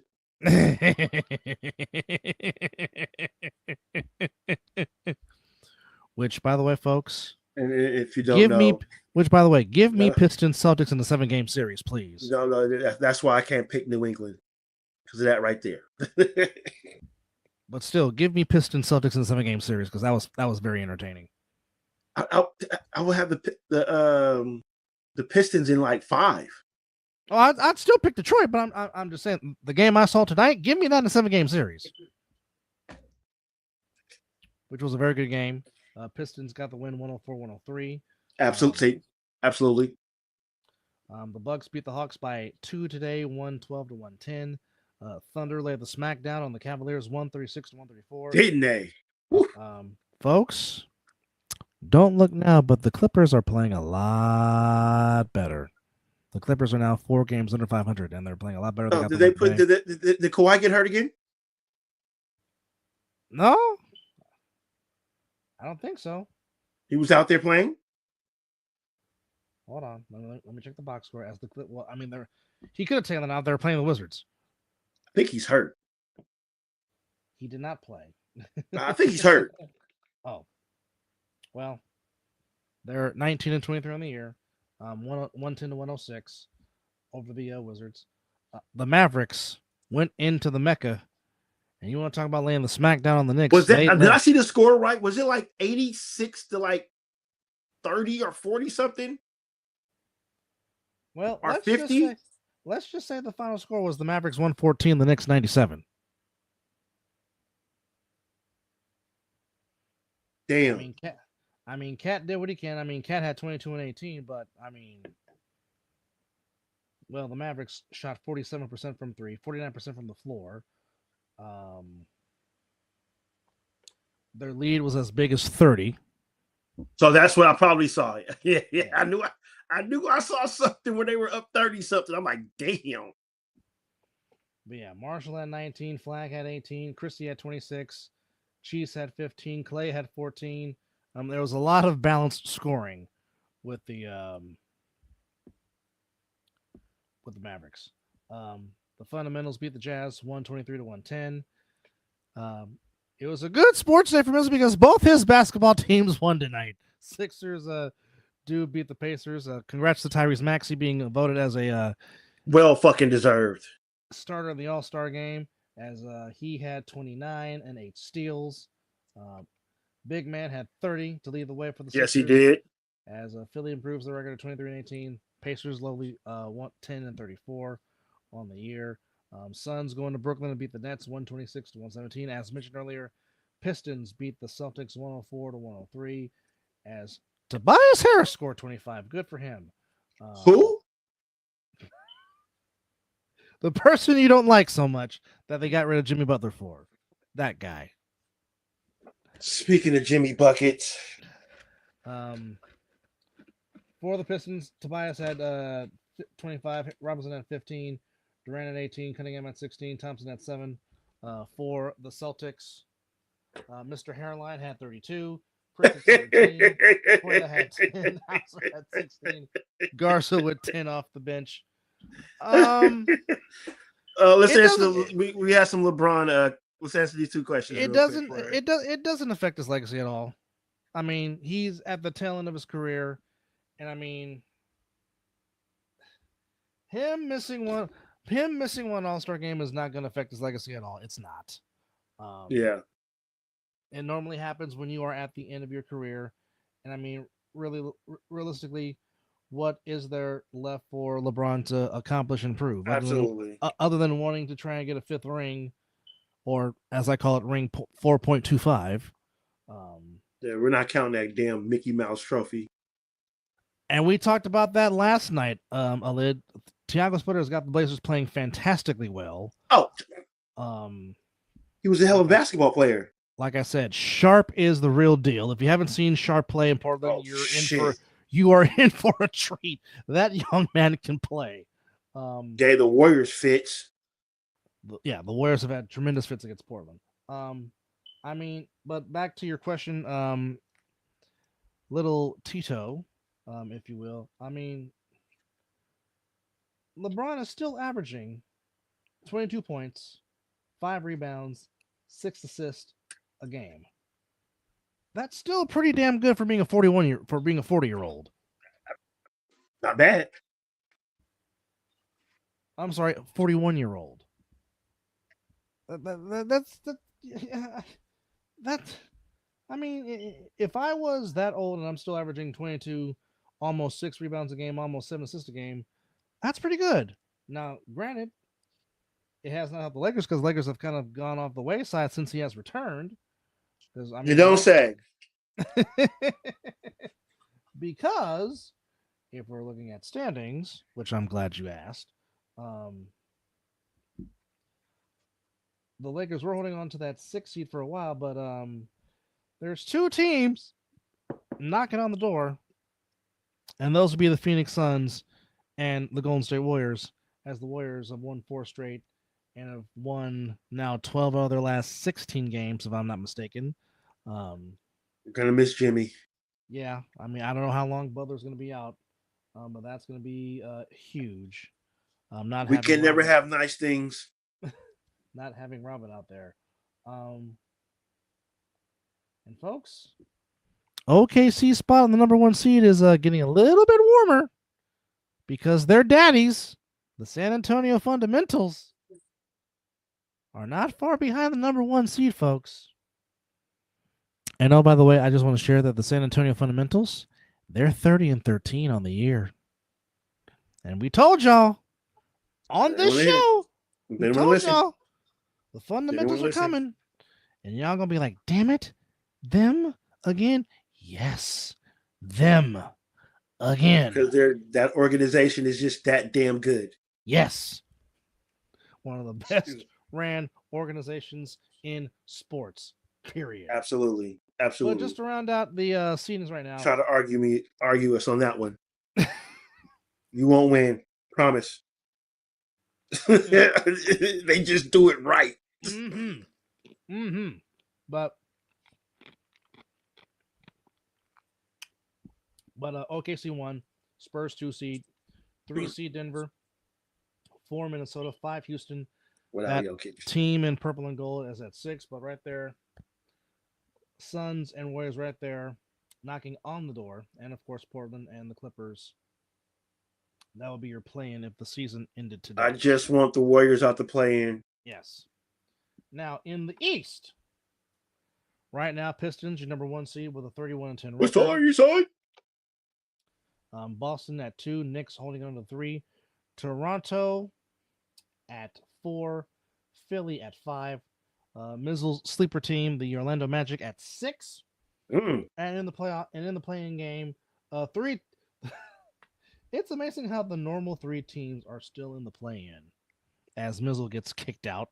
But to answer that question, the 4 playing teams are right now the 7th seed is Cavaliers, and your normal 8, 9, 10, as it always is the last few seasons, the Heat, the Bulls, and the Hawks.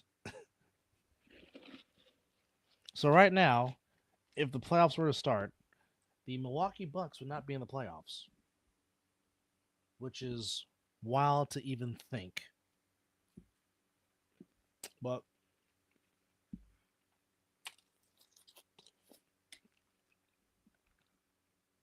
stranger things have happened before.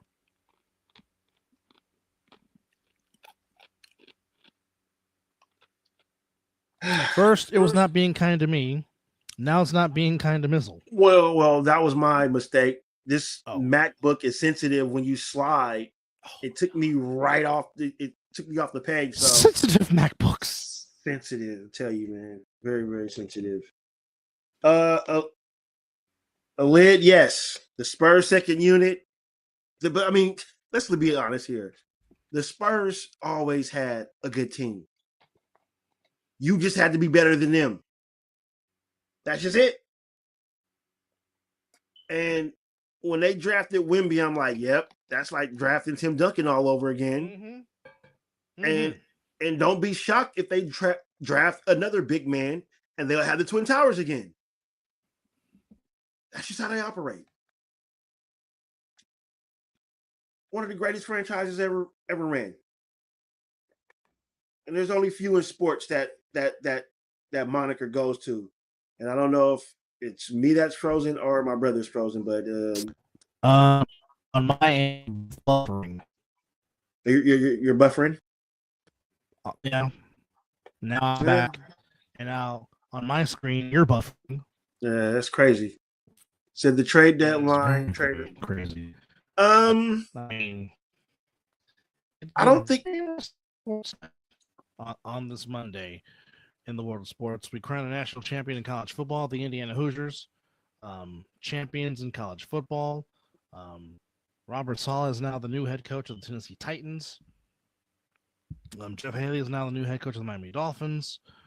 John Harbaugh takes the job with the Giants. Kevin Stefanski takes the job in Atlanta. Sean McDermott fired after 9 seasons with the Bills, which is shocking, but the Bills will go into a new stadium with a new head coach. What does that mean for Josh Allen? That remains to be seen. Well, it depends. No. I agree, just because of what Deion said in the 60-minute interview he had many moons ago, where he said, if I was coaching the NFL, I will fight somebody. Can't coach grown men. That's exactly what it said. I was going to say this. You can't coach millionaires. Nope. No, you can't. Because they'll get in their feelings, cry for a grievance, because they practice us too hard. That's the reason why Jim Harbaugh got fired in Santa Clara in 2014, because he was practicing them so hard. Because Harbaugh was that doggone determined to try to get back to the Super Bowl, because he knows how hard it is to get there. And that's what people don't understand. It is hard getting to a Super Bowl. Playing in one, getting to one is just hard. And that might be the only chance you get. Jim Harbaugh never played in the Super Bowl as a player. Never. You got close. Him and the Colts were one Hail Mary away from playing the Cowboys in Super Bowl. That was against the Steelers. Against Bill Cowher and the Steelers. I was watching that game in Richmond. I forgot what house I was at, but Bailey almost caught that ball. Yes, he did. Like he caught it. Yes, he did.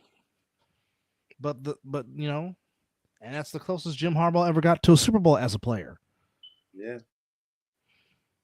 Okay. I mean, again, and I know rightfully so. I give my head coach flack because he has not done well coaching wise in the biggest of games.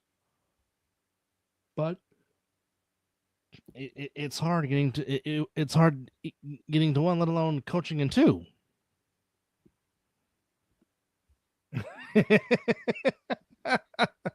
We have had some funny spot-on comments tonight. Wow. Barbecue chicken.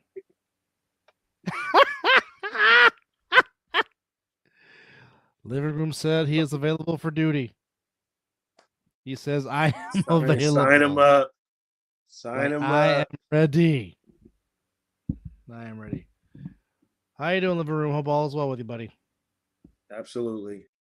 But before we get on the ice tonight, in addition to the Sharks beating the Panthers, very good sports night. Very, very convincingly 4-1. Yes, indeed. Baby Sharks playing well. The kids are doing good, man. Yes. The Flyers beat the Golden Knights in Vegas 2-1. Hurricanes beat the Sabres 2-1. Avalanche put it on the Capitals 5-2. Pittsburgh puts it on the Kraken 6-3. Same score between the Wild and the Maple Leafs and Minnesota getting the win. Absolutely. Yes, goalie fight. Yes. Goalie fight. Yes. It's rare that you see those, but damn it, when you get it, you enjoy it. Oh, absolutely. And the fact that freaking hold on. The fact that where is he? Come on, show up. No. But the fact that freaking where is he? Where? No. Dadgummit, come on. There it is. Come on, where's it? The fact that Bobrovsky skated all the way from his end and took off the helmet and the gloves and was ready to fight. Oh yeah, that's extra motivation. Both teams tapping their sticks. Like, yes. Like, give me more of that. Absolutely. That was exciting. But on the flip side, though, like I said, the Sharks playing well, sweeping the defending back-to-back champions, which is not a tall feat. Right now they have the same identical record as the champs. Blackhawks shut out the Jets 2-0. Devils in overtime beat the Flames 2-1. Islanders beat the Canucks 4-3, and the Ducks beat the Rangers 5-3. That's your action on the ice on this Martin Luther King Day as we celebrate the legacy Absolutely of Dr. Martin Luther King. If we're looking at playoffs right about now, and playoffs, you kidding me? I know we win a game. As of right now, our beloved Sharks are in the playoffs. As of right now, they are the third team in the Pacific Division. What will be their seeding? That's a good question. Who would their Just stay away from the President's Cup and I'll be happy. That motherfucker is a curse. Remember the year they won it? Remember the year they won the President's Cup? What happened to him? I know. I know. Yeah. You don't have to remind me. I know. Shit. Okay. How does the seeding work? Okay. Yeah, seedings in hockey is very like, huh? If the playoffs start today, who would the San Jose Sharks play? When you would have said what seed they would have been, that would have been like maybe the correct answer to say. I don't know.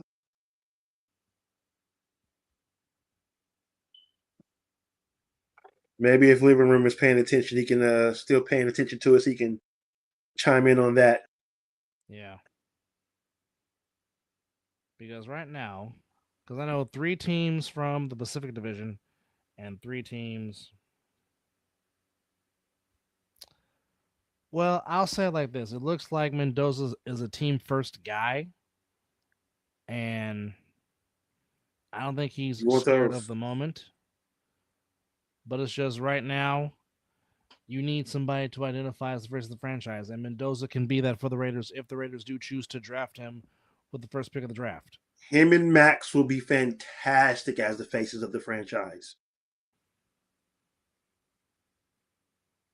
And I need, you know what? Just by his interviews, I'm like, okay, that's a leader. Mm-hmm. You know.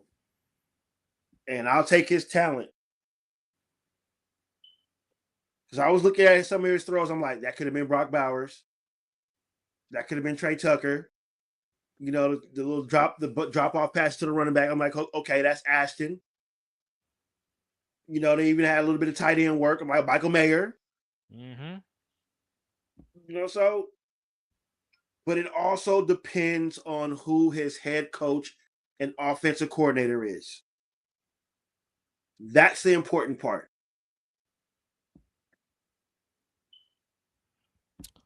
Well, all I can say is Las Vegas, get ready. Because January the 25th, 2027, you're hosting the national championship game.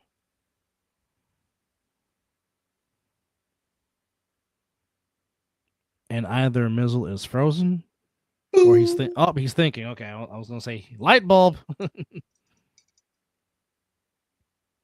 4 days after my birthday. That is.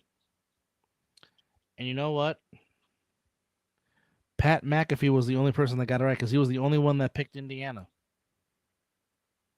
Well, I would have picked Indiana too. I was rooting just for Miami just because of, you know, sentimental reasons. I literally picked Indiana. I just wanted Miami to win. So there's that. But you about to make a lot of money. Yeah. That's gonna be a ooh. But also, speaking of my football team, there is some sad news to report. Oh no! Former Texas A&M Aggie and former 49er Chet Brooks, who was a part of the Super Bowl 23 and 24 teams, played safety, actually replaced Jeff Fuller after Jeff Fuller got hurt and ended his career.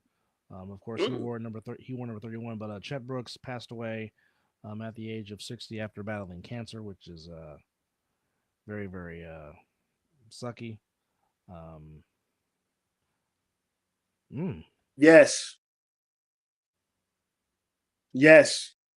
Because if he can get 21 touchdowns out of Raheem Mostert, yes. You can't blame him for Tua being his quarterback. He said yes. He said it is not Tua's fault.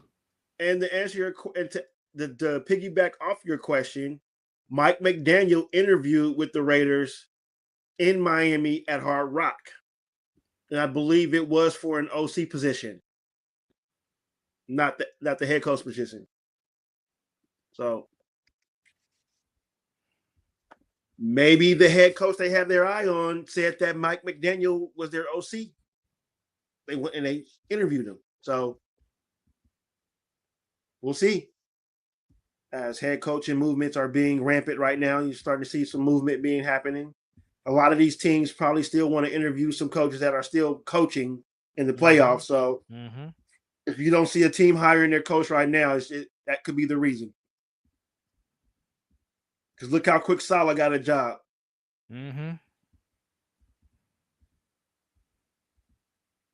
So thanks for the question, Alib. Fantastic question. Fantastic. Everybody that's been asking us questions have been fantastic questions. Very, very good questions. The chat has been love the chat tonight. Yeah. It's been very live. Yeah, the interaction has been very, very, very great. So yeah, can't complain. Not at all. Not at all. It's been very, very good. Did we cover everything? I think we did. All right. Certainly want to thank everybody for hanging out with us on this Night Owl edition as we crown a national champion. Had a lot of basketball, coaches getting jobs, coaches getting fired. Of course, Championship Sunday is here, and you never know. You might get a Mizzle and Dub watch along for Championship Sunday. You never know. So indeed. But stay tuned for that. But I appreciate everybody for coming in and joining us as it is Night Owl and eating time for me to watch Monday Night Raw because I totally forgot Raw was at 12 noon. Yeah, I gotta finish it. I didn't finish it. Oh, by the way, I said when you got cut off that you will be able to show one of the merch that's in our merchandise. Yes. If you want shirts like these that I'm modeling off, this is the Night Owl edition, and I'm wearing the Night Owl shirt. We did show you the link, so please go to my Shopify, MizzleandDubShow.com and get your gear. But one more question for Mizzle. Actually, my brothers gave me this nickname. More so the middle one than the younger one, and it just stuck. So, and I've just been using it. You know, for those that don't want to say my actual name, I give you that name. That means I care enough for you to call me that name. So, but now it's really, I can't say that anymore because it's being flashed. But I'd rather use this name for certain reasons because I don't feel like I'm at the point of my age where I say my name to you, and if you can't say it right, I'm not going to sit here and repeat myself multiple times. So this gets a little easier. And there's that.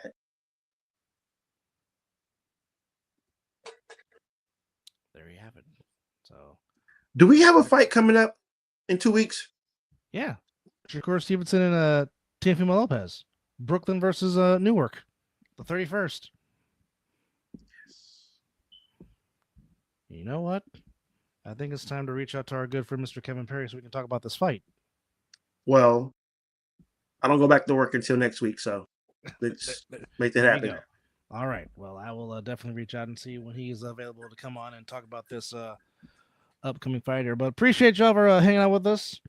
on this 377th episode of the Mizzle Dub Show as we crown a national champion.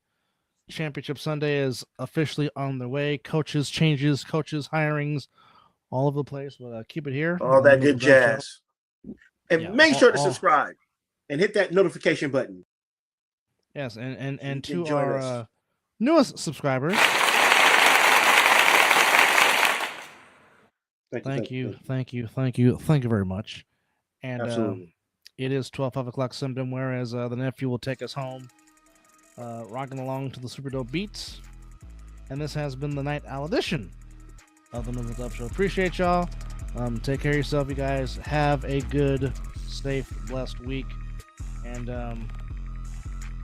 there's a celebration coming up this week for some guy that I know. For who? I think that guy's an asshole too. Some guy. You know what? Some call him an asshole. Some call him a dick, jerk. Oh God, it's just. Or the second greatest asshole in the world. You better make sure to get 43 hard hits on that fucker. He fucking deserves it. But appreciate y'all for hanging out with us, and keep it here on the Mizzle and Dub Show. Enjoy yourself. Take care. Have a fantastic week. Yes. And yeet. Yeet. Here's some tunes for you guys.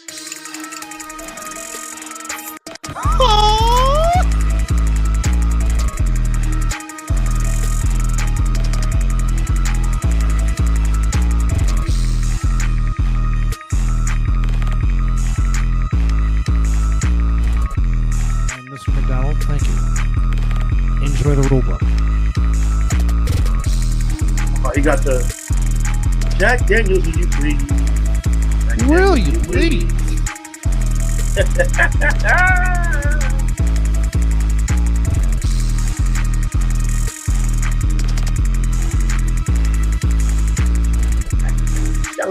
let it ride out this time. Hey.